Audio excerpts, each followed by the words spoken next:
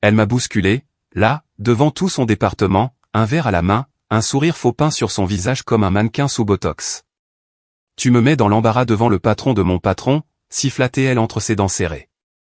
Le genre de sourire qu'on arbore quand les caméras sont allumées, mais que votre âme hurle. Son coude s'est enfoncé dans mes côtes, juste assez pour me faire perdre l'équilibre, comme si j'étais un oncle ivre qui s'était trompé de mariage. Les gens ont gloussé poliment. Quelqu'un a baissé les yeux sur ses chaussures. Je n'ai pas dit un mot, j'ai juste redressé mon blazer, esquissé un demi-sourire qui n'a pas atteint mes yeux, et je me suis tourné vers le service de voiturier. Je me souviens avoir pensé que les amuse-gueules étaient détrempées et que le vin blanc était trop tiède. Le genre d'événement où tout le monde prétend être à sa place tout en mourant intérieurement de l'effort.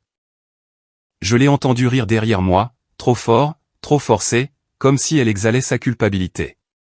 Puis le bruit de pas précipités derrière moi. Pas des talons aiguilles, des chaussures de ville. Des chaussures chères. Monsieur, attendez, monsieur Beckett, a appelé une voix. J'ai légèrement tourné la tête, mes lunettes de soleil toujours sur le nez. Le patron de son patron, l'homme autour duquel elle avait tourné comme un papillon de nuit toute la soirée, essayant d'attirer son attention. Il avait l'air d'avoir vu un fantôme. Il ne me regardait pas. Il m'étudiait, comme s'il essayait de reconnaître un visage qu'il avait vu dans un contexte très différent. Désolé, je viens de réaliser. Étiez-vous à la session de supervision du T3 à Genève?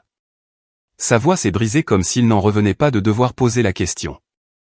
Au nom du groupe silencieux, ai-je répondu, sans plus.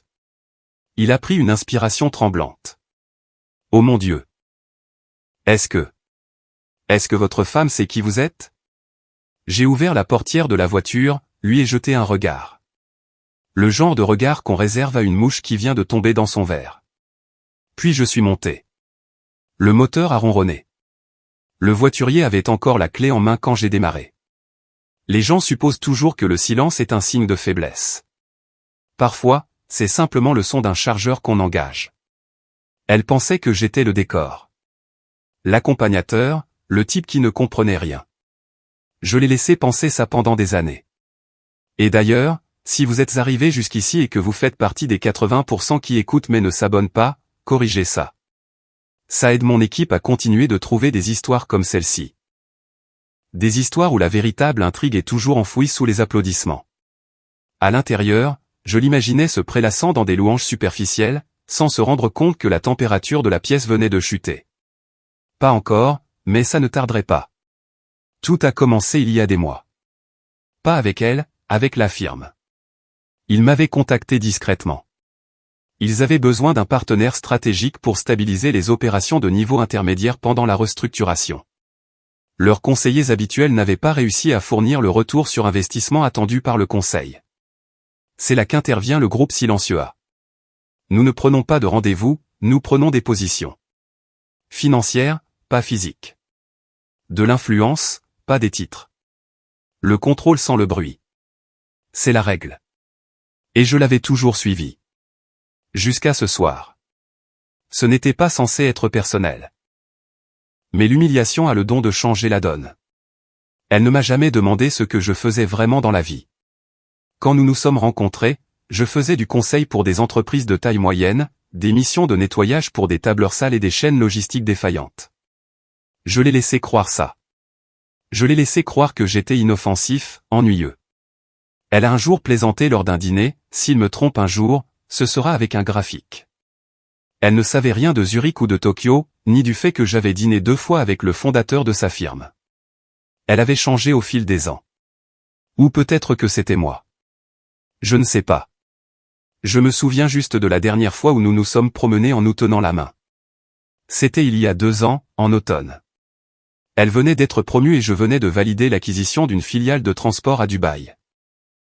Elle m'a dit que je devrais sourire plus pour ne pas avoir l'air si terne. Je lui ai dit qu'elle devrait apprendre à lire un bilan pour ne pas avoir l'air si impressionnée par elle-même. Cette conversation ne s'est pas bien terminée. Et maintenant, nous en étions là, moi dans une voiture rentrant chez moi, elle riant avec des gens dont les carrières s'évaporeraient s'ils voyaient un jour mes initiales sur un document de vote. Elle n'a jamais remarqué les changements subtils, ses approbations de dépenses qui devenaient plus lentes, les budgets de son département plus souvent signalés, la gêne pendant les réunions trimestrielles. Je ne la sabotais pas. Pas encore. Mais quand quelqu'un vous tend un couteau et vous met au défi de couper, vous vous souvenez où il vous l'a tendu. Comment? Et devant qui? Et vous vous assurez qu'ils s'en souviennent aussi. 2 mois avant le séminaire, avant le vin, la bousculade, l'humiliation, j'étais à Genève. Une pièce sans nom sur la porte, juste un service de sécurité discret et un protocole si fluide qu'il en était invisible. Ils appelaient ça une session d'alignement stratégique. Mais ne nous leurrons pas, c'était un règlement de compte, le genre où les gens sourient trop largement pendant que leurs départements entiers sont discrètement dissous sur un tableur. La table était longue, en bois importé d'un endroit que personne ne pouvait prononcer. J'étais assis près du bout de la table, à 2 sièges du fondateur. Mon nom n'était pas à l'ordre du jour. Il ne l'est jamais. C'est ainsi que fonctionne le groupe Silencieux A. Si vous avez de la chance, vous avez une entrée dans votre calendrier. Si vous n'en avez pas, vous avez un entretien de départ. Dans tous les cas, pas de communiqué de presse, pas d'interview. Juste du poids. De l'influence. Une pression appliquée avec une précision chirurgicale. Ce jour-là, nous discutions des écarts de performance dans les filiales nord-américaines, notamment sa firme. C'est drôle comme le monde devient petit quand on prête vraiment attention à qui signe quoi. Son département avait les chiffres, de justesse. Son manager flirtait avec la limite des indicateurs de performance acceptables. Le patron de son patron, un sycophante doué pour mimer l'autorité sans jamais en comprendre les conséquences. Je me souviens m'être penché en arrière pendant qu'ils discutaient d'une potentielle restructuration au T4. Écoutant tranquillement, observant. Ce n'était pas ma voix dont ils avaient besoin, c'était mon vote. Je n'ai pas parlé une seule fois pendant la session. Je n'en avais pas besoin. Mais j'ai regardé les graphiques de performance de son département se faire disséquer comme une grenouille en cours de biologie. Les chiffres ne mentent pas, les marges non plus. Vers la fin, l'un des assistants a fait glisser une tablette vers le patron de son patron. Il l'a tapoté, a marmonné un « et a basculé sur son calendrier. C'est là que je l'ai vu, juste un bref instant. Objet, avec Monsieur A. Beckett, groupe Silencieux A, session de supervision principale. Il n'a pas levé les yeux, a juste hoché la tête. Confirmé. Il n'avait aucune idée que le Monsieur Beckett assis en face de lui était le même dont la femme allait rendre son prochain séminaire d'entreprise mémorable. C'est ça, le problème avec les gens comme elle. Elle n'a jamais demandé ce que je faisais vraiment. Elle n'a jamais voulu savoir. Mon travail ne rendait pas bien en photo. Ne pouvait pas être posté sur Instagram. On ne peut pas porter, stratège en supervision de conseil, sur sa manche comme on porte une nouvelle robe d'un événement sponsorisé.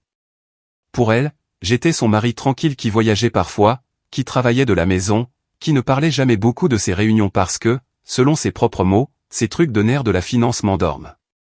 Je l'ai laissé dormir. Mais Genève n'était pas une question de vengeance. Pas encore. Ça, c'est venu plus tard. À l'époque, je la voyais encore comme récupérable. Confuse, peut-être. Pas cruelle, juste aveugle. Comme quelqu'un qui se prend pour le soleil, oubliant qu'il ne fait que tourner autour d'une lumière que quelqu'un d'autre contrôle. Après la réunion, le fondateur s'est attardé, m'a serré la main avec cette poignée subtile qui voulait dire « Nous aurons encore besoin de vos capitaux au prochain trimestre ». Il n'a jamais mentionné mon nom aux autres. Pas besoin. Il savait. Dans ce cercle, l'anonymat est le symbole du statut. Mon vol de retour était calme. J'ai examiné les projections trimestrielles, siroté un scotch et relu une note que son patron avait écrite 6 mois plus tôt, vantant sa capacité unique à inspirer le moral des troupes. Je me souviens m'être demandé combien de temps le moral pouvait survivre quand il s'avérait que leur source d'inspiration était mariée à la personne qui validait la ligne de crédit de l'entreprise. Ce week-end-là, elle m'a annoncé qu'elle avait une grande nouvelle. Le séminaire d'entreprise approchait. Elle avait été choisie pour y assister avec la direction. J'ai hoché la tête. Elle m'a embrassé sur la joue, déjà à moitié sortie. Je vais enfin pouvoir réseauter avec les bonnes personnes, a-t-elle dit en attrapant sa trousse de maquillage. Je lui ai demandé quand c'était. Elle n'a même pas jeté un regard en arrière. J'ai déjà répondu. De toute façon, tu n'aimerais pas. Tu détestes ces trucs d'entreprise. Elle avait raison. Je les déteste. Mais je n'allais pas y assister en tant que son mari. J'allais y assister en tant que l'employeur fantôme. Elle portait du rouge ce soir-là. Pas un rouge vin ou Bordeaux. Un rouge affirmé, celui qu'elle réservait pour les dîners de pouvoir, comme elle les appelait. Conçu pour attirer l'attention, peut-être même intimider un peu. Dans une pièce remplie d'hommes peu sur deux avec des titres subalternes et des égos fragiles, elle était douée pour ça. Je dois lui accorder ça. Le rire confiant, les compliments habiles, les contacts discrets sur le bras, parfaitement synchronisés avec une salve d'applaudissements ou un toast. Elle ne se contentait pas de naviguer dans la pièce, elle la concevait. Sauf que ce soir, le plan avait changé. La salle à manger était haute de plafond, remplie de nappes en lin blanc et de conversations forcées. Des centres de table avec des orchidées mourantes, des fourchettes cliquetant contre des assiettes hors de prix. Le gratin de l'entreprise était assis en grappe prévisible, les cadres et leurs conjoints, les managers intermédiaires priant pour ne rien renverser, et elle, seule à une table de 6 cadres, tenant la cour avec trop de charme et juste assez de chardonnay pour prétendre que tout était sous contrôle. Elle a ri bruyamment, trop bruyamment, à une blague que son patron n'avait pas terminée. Il a souri poliment, mais ses yeux, non. Son manager, un type qu'elle avait un jour qualifié de « tableur glorifié avec des jambes », s'est excusé au milieu du premier plat. A prétendu que son enfant était malade. Il n'a pas d'enfant. Des conversations qui auraient dû s'éterniser mouraient en pleine phrase. Le contact visuel avec elle devenait plus bref. Des collègues qu'elle connaissait depuis des années semblaient soudain incertains de devoir la saluer avec chaleur ou prudence. Elle l'a remarqué. Bien sûr qu'elle l'a remarqué. Elle a toujours remarqué les baisses de température sociale, surtout quand ce n'était pas elle qui réglait le thermostat. Alors, elle a fait ce qu'elle fait toujours, elle a forcé la performance. Oh, allez, a-t-elle taquiné un cadre. Tu me regardes comme si j'avais volé ton bonus. Il a gloussé, mais ce n'était pas le rire de quelqu'un de charmé. C'était le genre de rire que les gens ont quand ils ne sont pas sûrs d'avoir le droit de rire de vous. Encore. Puis le murmure, un seul. Je ne savais pas qu'elle était mariée à lui. Il venait d'une femme à 2 tables de là. Pas fort, pas accusateur, juste confus. La phrase a flotté dans la pièce comme une mouche lors d'un dîner. Personne ne l'a reconnue, mais tout le monde l'a entendue. Elle aussi. Elle ne savait juste pas quoi en faire. Elle a forcé un sourire. Il est juste entre 2 postes, a-t-elle dit à personne en particulier, comme si elle chassait un fantôme. Du conseil. Des trucs de finance. Pas très excitant. Cette phrase fonctionnait d'habitude. Elle correspondait à l'image. La femme étoile montante, le mari casanier et affable. Elle avait construit son récit comme une marque, compétente, posée, compatissante. Mais maintenant, le public ne semblait plus vouloir de son discours. Il voulait une déclaration. Parce que les rumeurs avaient commencé. Celle où, entre 2 postes, signifiait « contrôleur d'action stratégique ». Celle où, truc de finance, signifiait « propriétaire du bâtiment dans lequel vous travaillez ». Elle a remarqué les regards, les vérifications de téléphone sous la table, le silence soudain quand elle mentionnait quoi que ce soit lié à la restructuration. Une femme a même renversé son verre quand mon nom a été mentionné. Elle a dit que c'était partout dans les notes de synthèse interne. Elle est allée aux toilettes 2 fois. Est restée plus longtemps que nécessaire. A probablement texté quelqu'un. N'a probablement pas reçu de réponse rassurante. De retour à table, le patron de son patron a à peine touché son saumon. Il fixait son assiette comme si elle lui devait des excuses. Il a dit « bonne soirée » en partant. C'est tout. Pas « excellente soirée ». Pas « merci d'être venu ». Juste « bonne ». Le genre de « bonne » qui met un point final. Elle est restée jusqu'au dessert, par dépit, puis est partie dans un tourbillon de parfum et de déception. Le téléphone serrait si fort qu'il aurait pu expliquer quelque chose qu'elle ne comprenait pas. Le lendemain matin, elle s'est levée tôt, a enfilé son blazer préféré, et est entrée avec assurance dans la salle de conférence principale où se tenait la session de direction. Son badge n'a pas fonctionné. L'assistante a levé les yeux, troublée. Oh, je crois qu'ils ont déplacé votre équipe vers le programme auxiliaire en bas. Elle a cligné des yeux. Il n'y a pas de programme de direction ? Un silence. Alors. Vous n'étiez pas sur la liste ce matin. Elle est restée là, agrippant son café, souriant comme si tout allait bien, comme si elle s'était juste trompée de salle, comme si ce n'était pas la première porte qui se fermait. Elle n'avait aucune idée du nombre de portes qui allaient suivre. Nous n'avons pas parlé pendant le vol de retour. Elle avait passé tout le trajet jusqu'à l'aéroport affalée contre la fenêtre, les bras croisés, la respiration courte. Je n'ai pas proposé de porter son sac. Elle n'a pas demandé. Le silence était devenu notre mode par défaut. Mais cette fois, il n'était pas passif. Il était électrique, tendu. Une menace, pas une habitude. De retour à la maison, elle n'a même pas défait ses valises. Elle est entrée en trombe dans la cuisine, talons toujours aux pieds, et a claqué son sac à main sur le comptoir comme s'il l'avait insulté. « C'était quoi, ça ?» a-t-elle aboyé. J'ai levé les yeux de la cuisinière où je remuais une poêle de risotto comme si de rien n'était. Elle a ricané. « Tu m'as humilié. » J'ai laissé le silence respirer un peu. Puis, cuillère toujours en main, j'ai dit d'un ton égal, « Ah bon ? Oh, ne fais pas ça. » Ne joue pas la victime maintenant, a-t-elle lancé, faisant les 100 pas comme un animal en cage. Tu es resté là comme une fichue statue pendant que j'essayais de nouer des liens avec des cadres qui comptent vraiment. Tu as juste disparu comme un fantôme. Qu'est-ce que tu faisais même là? J'écoutais, ai-je dit. À quoi? À moi me faisant snober par mon propre cercle parce que tu as tout rendu bizarre? J'ai dû expliquer à un vice-président pourquoi mon mari avait l'air d'assister à un enterrement. J'ai baissé le feu. Puis j'ai demandé sans lever les yeux, « As-tu déjà cherché sur Google la société mère de ta firme ?» Elle s'est figée. Ce silence, cette hésitation m'a tout dit. « Non », a-t-elle dit, mais sa voix était faible. J'ai simplement hoché la tête. C'était tout. Pas de sermon, pas de révélation dramatique, juste une douce poussée vers l'abîme. Elle a essayé de garder le dessus le reste de la soirée, énumérant les raisons pour lesquelles j'étais le problème, pourquoi j'avais ruiné sa chance de se connecter avec de vrais acteurs, pourquoi je ne supportais pas son succès. Elle a utilisé le mot « intimider » 2 fois. Une fois avec venin, une fois avec pitié. Elle est allée se coucher tôt, marmonnant quelque chose sur le fait que je n'avais jamais soutenu sa carrière. J'ai dormi dans la chambre d'amis. Je n'ai entendu la porte grincer qu'après minuit. Je savais qu'elle regarderait. La curiosité finit toujours par l'emporter sur l'arrogance.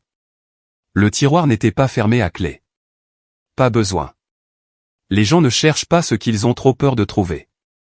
Le dossier était noir, sobre. Pas de logo, juste des documents agrafés. Mince, délibérés.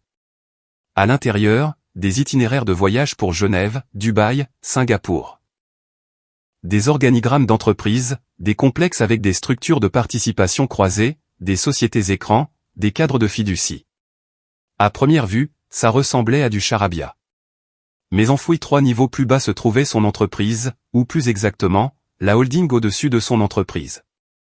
Des ordres du jour de réunion surlignés, non pas de son bureau, mais de la salle du conseil, 2 échelons au-dessus de son PDG. Puis la dernière page.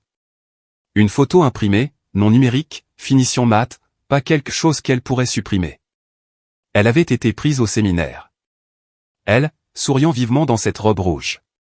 Un bras légèrement levé alors qu'elle posait à côté du patron de son patron. Il avait l'air raide. Elle avait l'air triomphante, inconsciente. En dessous, une légende tapée en gras, évaluation terminée. Pas de signature, pas de filigrane. Juste ça. Je l'imaginais assise sur le bord du lit, le dossier sur les genoux, le lisant et le relisant, essayant de décoder cette phrase qui n'avait rien à faire sur une photo de vacances, se demandant qui l'avait prise, pourquoi elle existait, qui avait besoin de cette évaluation. Et puis ça la frapperait. Enfin. Elle n'avait pas seulement mal jaugé une pièce. Elle avait mal jaugé les fondations même de sa carrière. Parce que ce n'était pas seulement le patron de son patron qui la surveillait. C'était moi. D'un niveau plus élevé qu'elle ne l'aurait jamais cru possible. D'au-dessus des gens qu'elle avait passé une décennie à essayer d'impressionner. Et je n'avais même pas eu besoin de demander la photo. Elle m'avait été envoyée automatiquement. Le lundi a frappé différemment. D'habitude, elle se pavanait au bureau avec 10 minutes de retard, un café qu'elle n'avait pas payé et un sourire qui criait « indispensable ». Mais ce matin-là, ses talons ont heurté le sol comme des coups de semonce. Clic, clic, clic. Plus lent que d'habitude, calculé. Son sourire était là, mais il était crispé. tendue, comme si elle se préparait à un coup, sans savoir d'où il viendrait. Son patron, Greg, était déjà à son bureau, ce qui était inhabituel.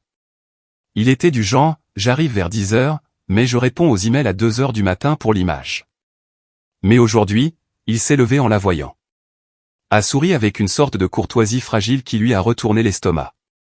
Bonjour, a-t-il dit. Trop formel. Salut, Greg, a-t-elle répondu, scrutant son visage comme s'il lui devait une explication. Tout va bien? Il a hoché la tête une fois. Très bien. Juste une semaine chargée qui s'annonce. Ce n'était pas son ton habituel. C'était la voix de quelqu'un qui constitue un dossier, ne disant rien qui puisse être répété.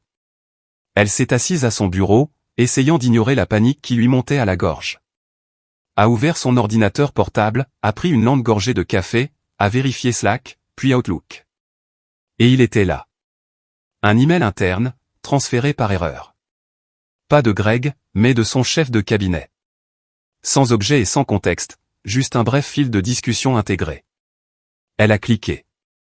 L'objet original, restructuration d'acquisition, considération interne. Une ligne se démarquait, en gras dans le fil. Devons-nous l'impliquer dans les discussions sur l'acquisition? C'est délicat. En dessous, une douzaine de noms en copie. Juridique, RH, conformité. Et un de plus. Adrien Beckett, supervision stratégique, groupe silencieux. Son cœur s'est arrêté. Elle a cliqué sur le nom. Outlook a ouvert la fiche de contact. Le même numéro de téléphone qu'elle appelait quand elle avait besoin qu'il aille chercher ses vêtements au pressing. Le même domaine de mail qu'elle n'avait jamais pris la peine de questionner. Elle a relu la ligne. Devons-nous l'impliquer? Devons-nous? C'est à ce moment que la confusion s'est transformée en terreur. Pas, devrait-elle être incluse? Pas, est-elle au courant? Non. Le ton était déjà post-mortem. Son rôle avait déjà été disséqué. Sa pertinence débattue. Elle n'était plus présumée faire partie de l'avenir. Elle était maintenant un passif qui nécessitait une justification. Elle s'est levée brusquement. Sa chaise a roulé en arrière et a heurté la cloison en verre derrière elle. Un jeune analyste a levé la tête, puis a rapidement détourné le regard. Elle s'est précipitée vers la cage d'escalier, pas les ascenseurs. Trop lent, trop exposé. 2 étages plus bas, dans le parking, la main tremblante en sortant son téléphone pour composer son numéro. Ça a sonné une fois, puis la messagerie vocale.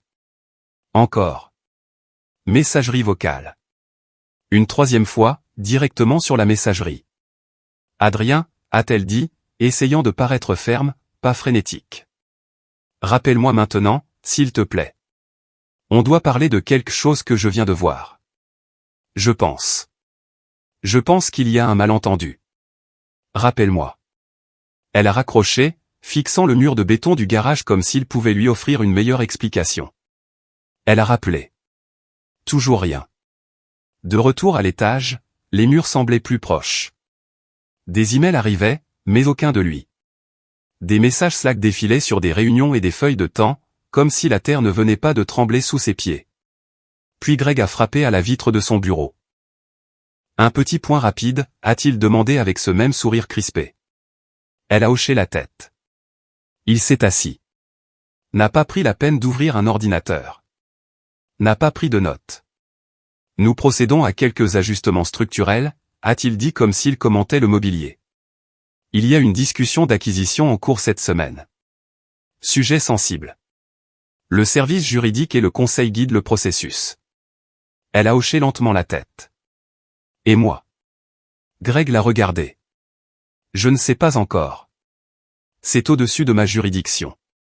Ses doigts se sont serrés. Je suis ici depuis 8 ans.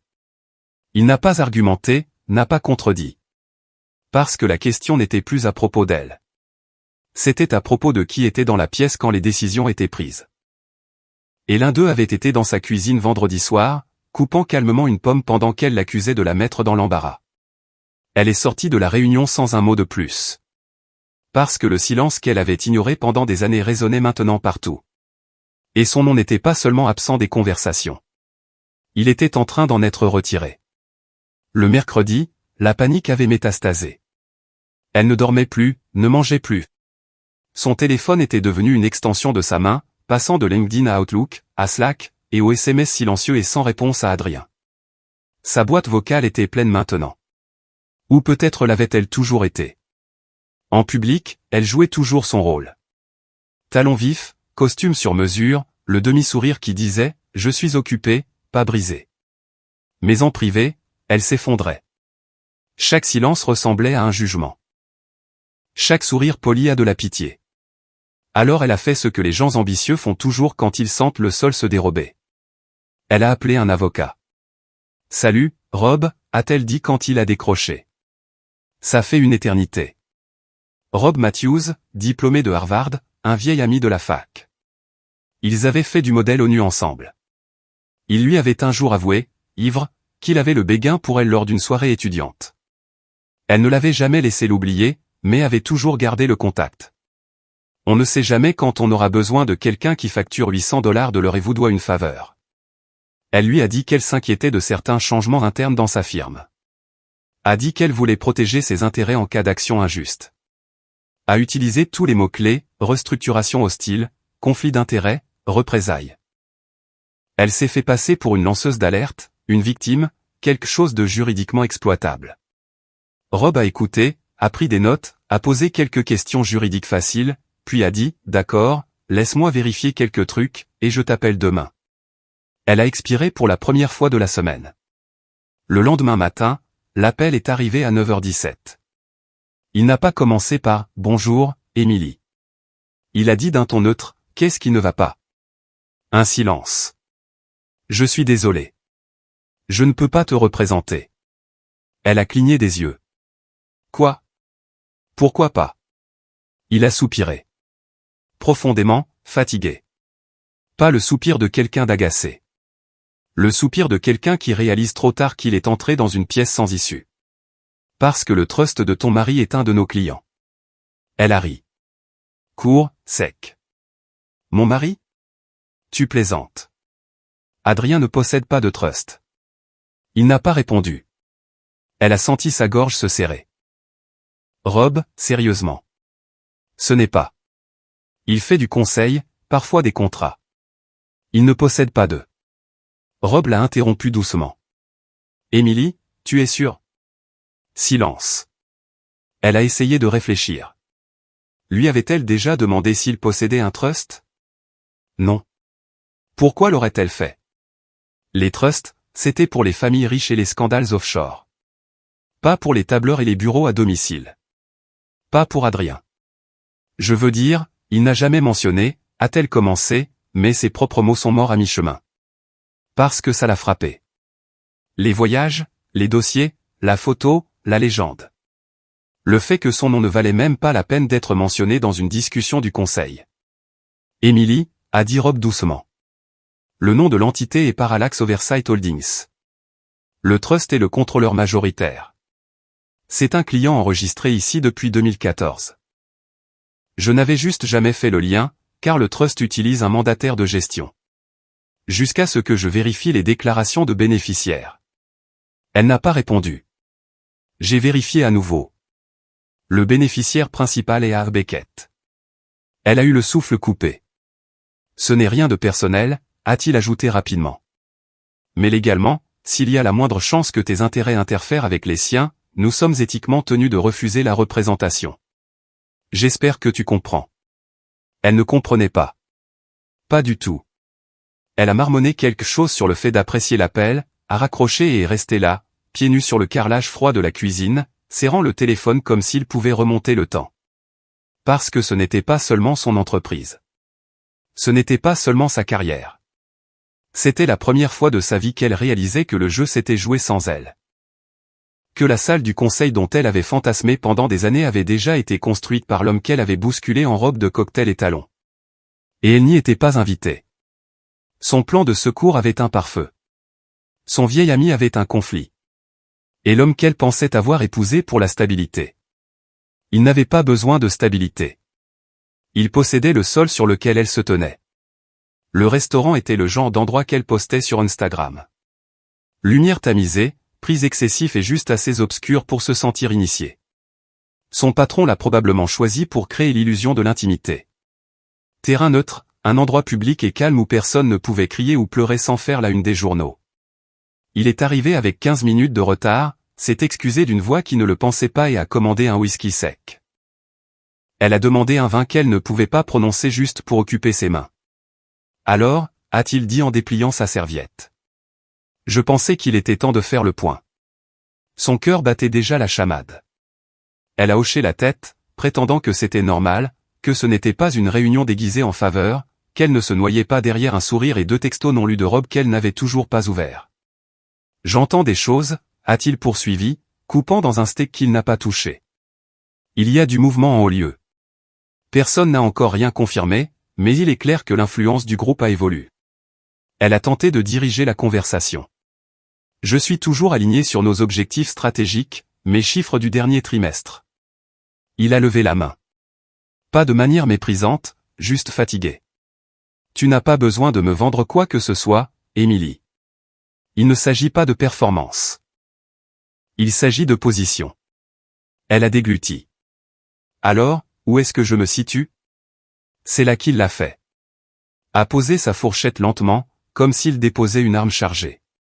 Tu devrais savoir, a-t-il dit, les yeux rivés dans les siens. Il n'est pas seulement un observateur du conseil. Il a assez de pouvoir de vote pour restructurer des départements entiers. Elle l'a dévisagé comme s'il avait parlé en code. Il n'a pas demandé ton renvoi, a-t-il ajouté, puis a fait une pause. Pas encore. Les mots flottaient entre eux comme une lame. Elle a cligné des yeux. Alors, c'est ça. Tu me préviens. Non, a-t-il dit. Je te dis que la conversation a déjà commencé sans toi. Tu n'en entends que les échos. Il n'a pas fini son verre. N'a pas fini son steak. N'a même pas attendu l'addition. Il l'a juste laissé là, seul avec son vin, son pouls et la lente et insidieuse prise de conscience qu'elle était maintenant officiellement hors scénario. Elle n'a pas attendu le dessert. Son trajet en voiture a été un flou de feux rouges et de poings serrés. Elle a ouvert la porte d'entrée assez fort pour faire trembler les gonds, a foncé dans la cuisine et il était là. Adrien. Tranchant une pomme, calme, comme si rien ne se passait, comme si son monde ne s'effondrait pas sur lui-même dans un lent et silencieux effondrement. Elle est restée là, le souffle court, le corps tremblant, et a craqué. Tu ruines ma vie. Il n'a pas tressailli. N'a même pas levé les yeux au début. Je te l'avais dit, a-t-il dit doucement. Je n'avais pas besoin d'être impressionnant. Puis il a levé les yeux. Mais il fallait que tu sois respectueuse. Sa bouche s'est ouverte, puis s'est refermée. Il n'y avait rien à dire. Pas de réplique assez cinglante. Pas de version des faits où elle n'était pas soudainement la matrice dans une ligue dont elle ne connaissait même pas l'existence. Elle a regardé le couteau dans sa main, non pas comme une menace, mais comme une métaphore. Il ne l'a pas brandi. Il l'a juste utilisé avec précision, silencieusement, coupant les morceaux dont il n'avait plus besoin. Et elle réalisait, bien trop tard, qu'elle pourrait être l'un d'eux. Elle est arrivée au travail le jeudi matin habillée comme pour partir en guerre. Blazer noir, bijoux minimalistes, cheveux tirés en arrière comme un casque. La tenue disait contrôle, pouvoir, présence. Mais tout ce qui se cachait en dessous criait la panique. Parce que les emails avaient commencé. Doucement, au début. Examen interne, transition à venir, réalignement pour la scalabilité. Tous les mots-clés que les entreprises utilisent quand elles s'apprêtent à passer votre nom dans une déchiqueteuse et à faire comme si c'était une opportunité de croissance. Puis le vrai est arrivé. Objet, réaffectation départementale, avis d'impact préliminaire. Elle a cliqué dessus 5 fois, comme si le relire allait changer les mots. Sa division. Sa division était scindée, intégrée dans 2 nouveaux pôles d'innovation.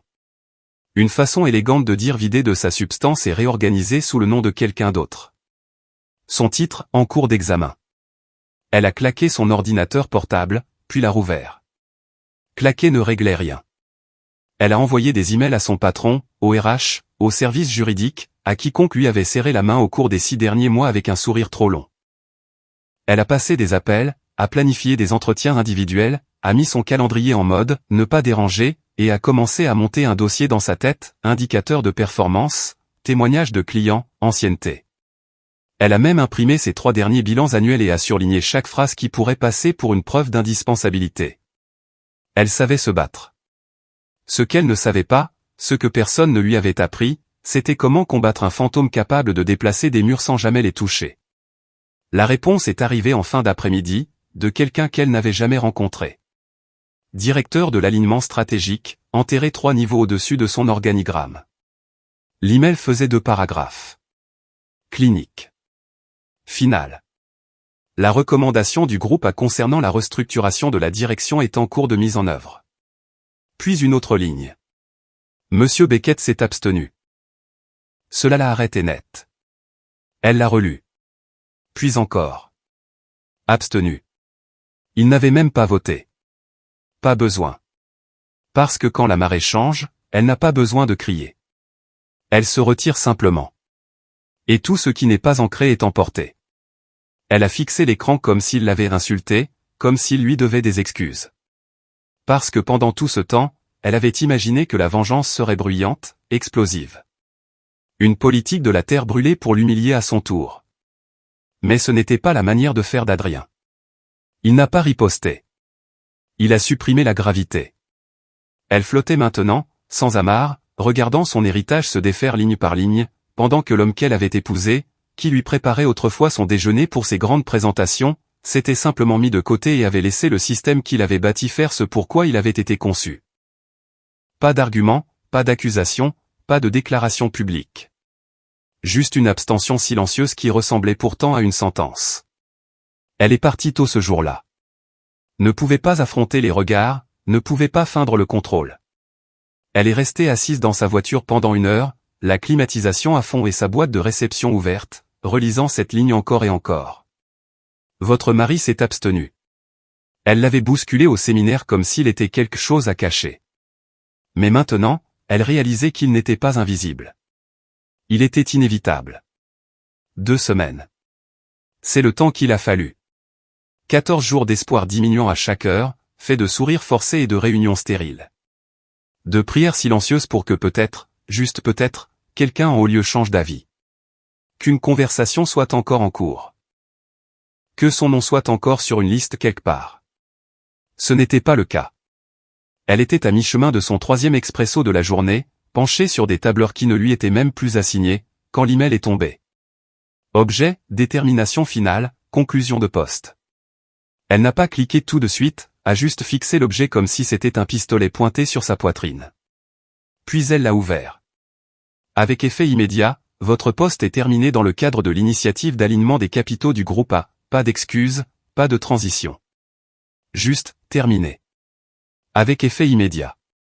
Elle a parcouru la signature en bas. Un vice-président des opérations qu'elle n'avait jamais rencontré. Froid, corporatif, anonyme. Mais il y avait une liste de personnes en copie. Juridique, RH, conformité. Et un de plus. Adrien Beckett. Pas de titre à côté de son nom, pas de fonction listée. Juste là. Observant, ne parlant pas, toujours dans la pièce. Puis elle a vu la note jointe. Nous apprécions vos services à l'entreprise. Une lettre de recommandation a été refusée à la discrétion du conseil. Nous vous souhaitons le meilleur dans vos projets futurs. Elle a cligné des yeux 1 fois, 2 fois. Pas de référence. Aucun pont laissé intact. Il ne la laissait pas seulement partir. Il l'effaçait. Elle s'est levée si vite que sa chaise a basculé en arrière. Personne n'a regardé. Ou s'ils l'ont fait, ils ont détourné le regard. Elle a foncé dans le bureau de son patron. Il n'était pas là. Elle a appelé son portable. Il a décroché après la 2e sonnerie. Greg, a-t-elle commencé, déjà à bout de souffle. C'est quoi, ça? J'ai donné 8 ans à cette boîte. Silence. Tu ne peux pas laisser ça arriver, a-t-elle craqué. Dis-leur. Dis-leur que je suis un atout clé. Dis-leur que je. Il l'a interrompu, la voix plate. C'est toi qui t'es infligé ça. Puis il a raccroché. Juste comme ça. Pas de sympathie, pas de gestion de crise, pas de promesse de voir ce qu'il pouvait faire. Juste la vérité, servie froide. Elle s'est effondrée sur sa chaise. A senti la chaleur monter dans sa poitrine et sa gorge. Les larmes menaçaient, mais ne coulaient pas. Pas encore. Pas ici. Parce qu'elle a enfin compris. Ce n'était pas une punition. C'était une correction. Elle avait passé des années à gravir une échelle sans vérifier qui l'avait construite. Et l'homme qui l'avait fait, elle l'avait traité comme un paillasson, comme un bruit de fond, comme un passif. Elle s'est souvenue de la nuit où elle avait dit à un collègue, « Adrien est super. Il ne comprend juste pas vraiment mon monde. » Comme s'il était l'accompagnement embarrassant de sa vie 5 étoiles. Il s'est avéré que son monde avait un plafond. Et il possédait l'air au-dessus. Elle a emballé ses affaires en silence. Non pas qu'il en restait beaucoup. Elle avait été discrètement exclue des projets depuis des semaines.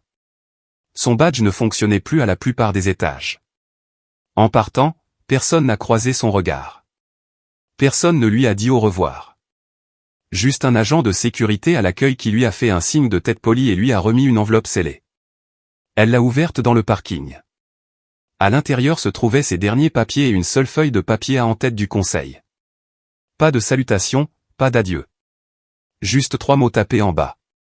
Décision finalisée. Irréversible. Pas bruyant, pas vengeur. Juste. Terminé.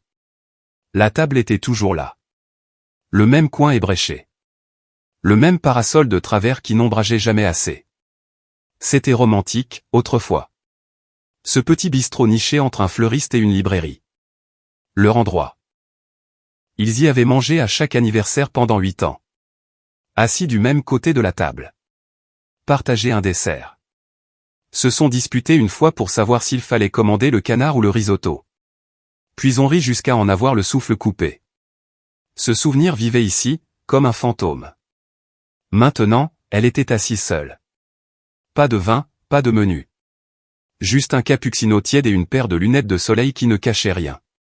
Elle paraissait plus âgée. Pas dans le miroir. Les miroirs mentent. Mais dans sa façon de s'asseoir. Comme si chaque articulation lui faisait mal. Comme si le temps avait commencé à percevoir des intérêts. 3 semaines s'étaient écoulées depuis l'email de licenciement. Depuis que la voix de Greg lui avait dit ce qu'elle savait déjà. Depuis que ses derniers posts LinkedIn étaient restés sans réponse et que les textos à d'anciens collègues n'avaient renvoyé que silence radio ou excuses. Personne ne voulait plus être dans son camp. Parce que son camp était radioactif. Quelques murmures lui étaient parvenus. Répercussion du conseil, interférence du groupe silencieux. Elle a trop forcé. Elle a attendu chaque jour qu'Adrien la contacte. Un message, un appel, même juste une ligne pour dire « Je ne voulais pas que ça se termine comme ça ». Mais le silence est aussi une décision. Et le sien avait été assourdissant. Puis elle l'a vu. Pas en face d'elle, de l'autre côté de la rue. Adrien. Net, posé, marchant comme un homme qui ne doute plus de ses pas. Un blazer marine, pas de cravate. Un téléphone dans une main, la confiance dans l'autre. Son souffle s'est coupé. Elle s'est levée. Adrien. Il ne s'est pas arrêté. Pas tout de suite. Mais quelque chose dans sa voix l'a fait se retourner. Pas de surprise, pas de colère. De la reconnaissance. Il s'est approché. Elle a vu les rides sur son visage maintenant. Pas celle de l'âge, celle de la clarté. S'il te plaît, a-t-elle dit. Parle-moi, juste. Il l'a regardé comme on pourrait étudier un tableau qu'on a autrefois aimé. Avec distance, avec mémoire. Sans besoin. Tu as dit un jour que je n'étais pas assez bien pour ton cercle, a-t-il dit doucement. Elle a cligné des yeux. Je ne voulais pas, tu avais raison, a-t-il continué. J'étais bien au-dessus. Ses mains tremblaient. Je ne savais pas qui tu étais. Ce que tu. Il l'a interrompu doucement, pas cruellement. Et je n'ai jamais eu besoin que tu le saches. Les mots ont frappé plus fort que n'importe quel cri n'aurait pu le faire. Non pas parce qu'ils étaient brutaux, mais parce qu'ils étaient définitifs. Pas de discours de vengeance. Pas de liste de ses péchés. Pas de seconde chance.